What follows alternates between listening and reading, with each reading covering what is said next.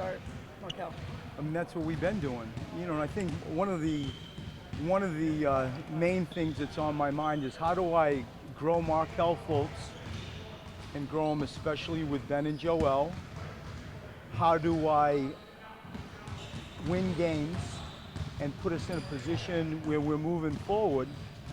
And then finally, how do you deliver a team to the end of April and May, and we sure hope June, that's better than when it started? And you may have to experience some pain along the way as you rotate your team.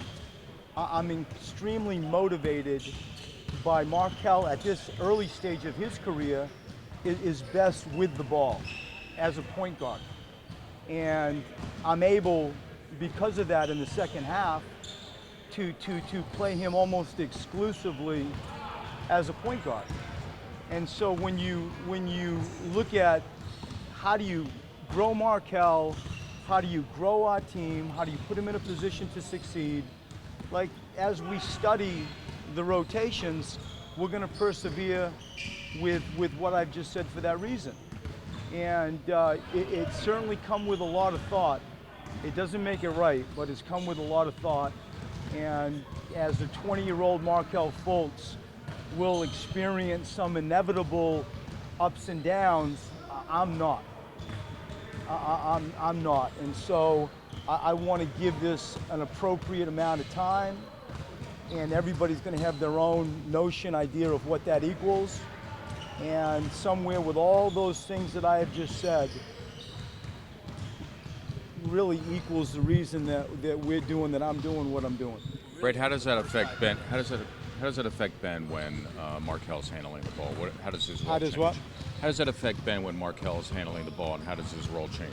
As part of Ben Simmons' evolution, we've seen he can have purposeful minutes as a four-man. People sort of were wondering when he came out of college, is he sort of a Blake Griffin type of player?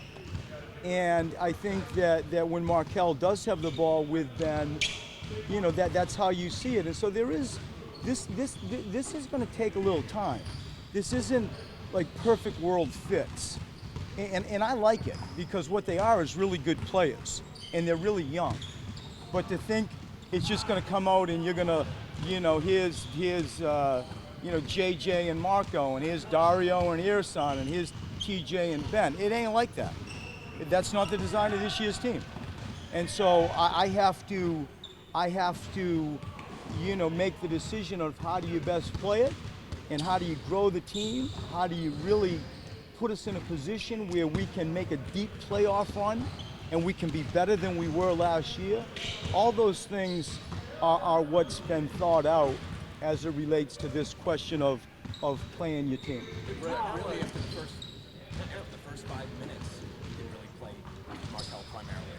Right? You can, Tom, and that's it. As we started studying the whole thing, and I'll get to JJ in a minute, as we started studying the whole thing, to your point, I can give him the lion's share of second half minutes with the ball. This is where he's at his best at an early stage. It's not even close. And so trying to, jam things around or sit Dario and make Ben a four-man, we're trying to navigate this ecosystem.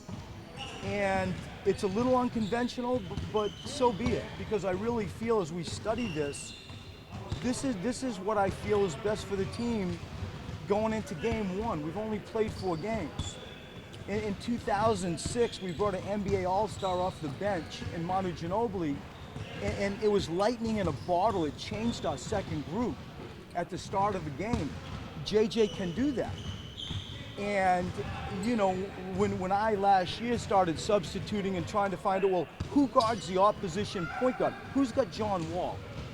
Like, the answer didn't jump out immediately with that group that we were starting, which on paper was a good group. It was our second most efficient group, that starting group.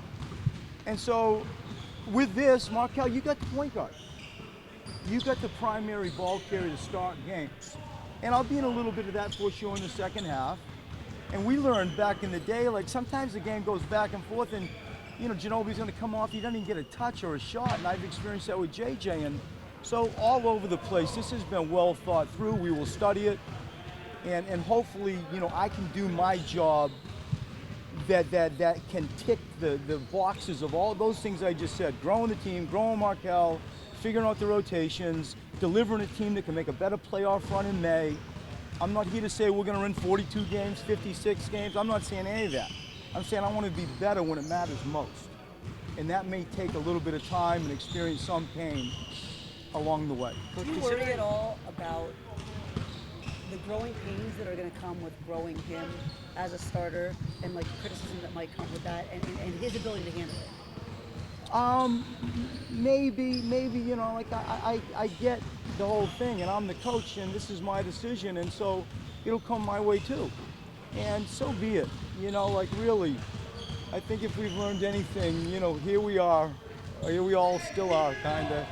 And it's what I feel in my head and heart is right. I feel like it's the best thing for our organization, and we're gonna judge it, Kinda, I bet every game we're gonna have this conversation, and I'm good to go. I'm good to go. And I hope that the thought, the immense thought, is correct. I believe it is, but time will tell. And so, yeah, it's going to come with some questioning, and so be it.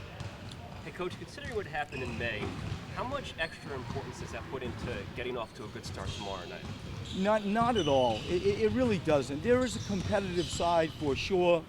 There is a prideful side for sure.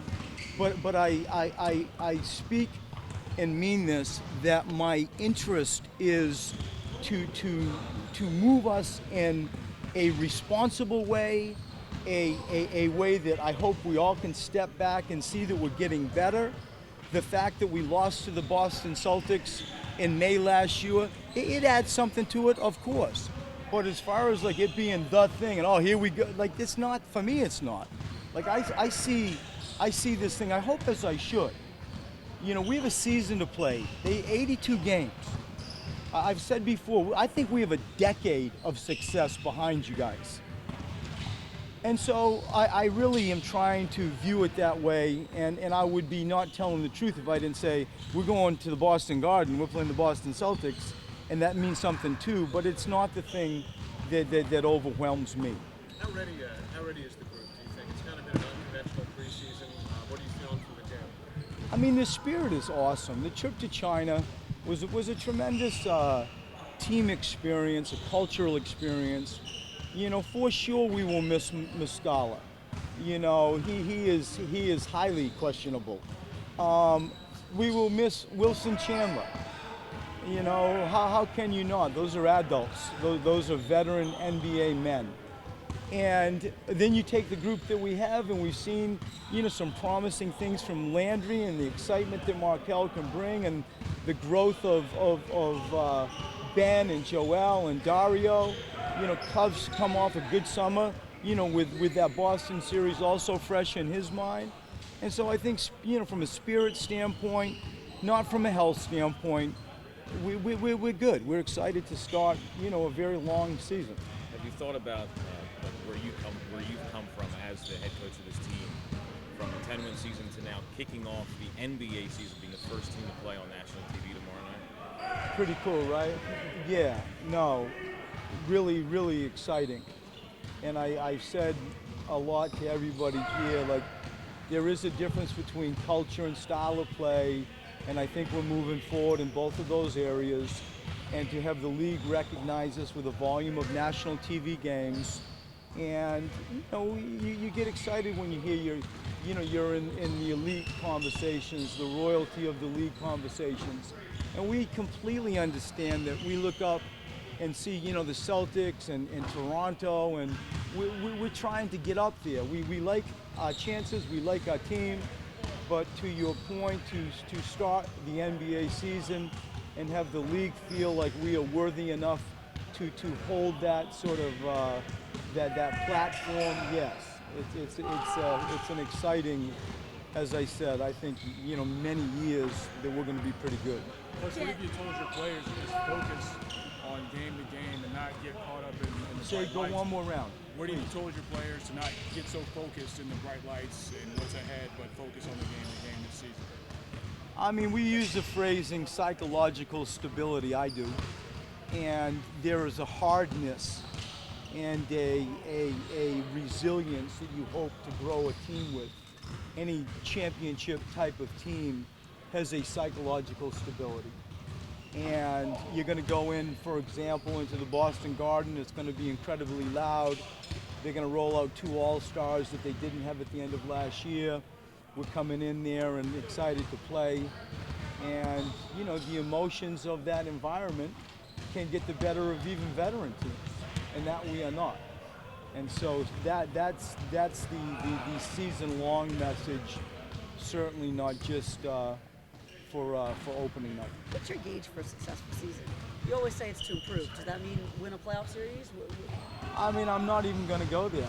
I think, like, to anoint it a distance, I've said at the start, I want to play in the NBA Finals.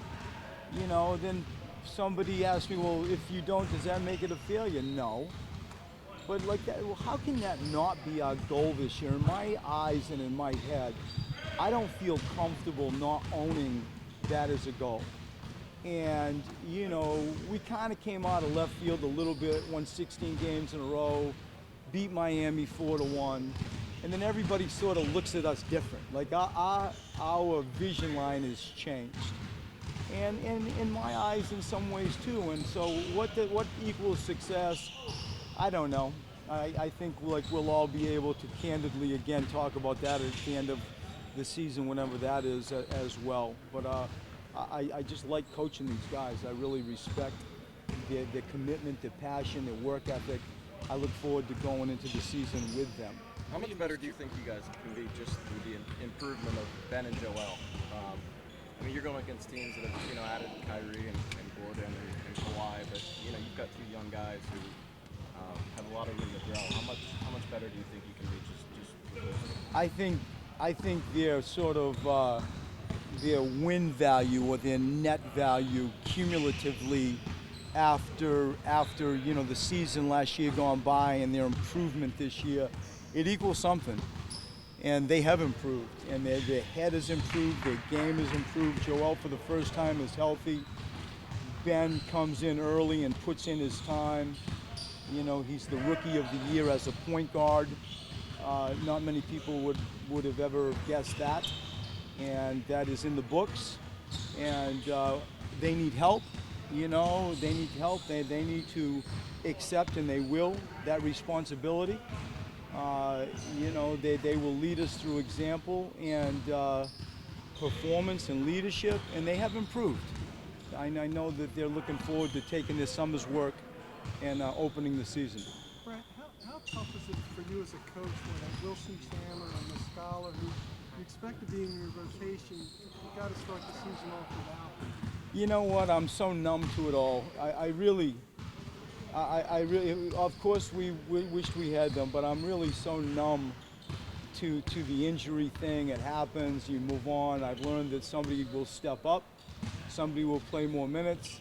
There'll be foul trouble that we don't expect, and you know, maybe Furkan gets on the court and performs. You know, I think he's had a good preseason. So it's just, that's life, isn't it? Somebody's gonna take an opportunity and do something with it. And so I don't, there's no pity party at all. And we'll take our team and go play.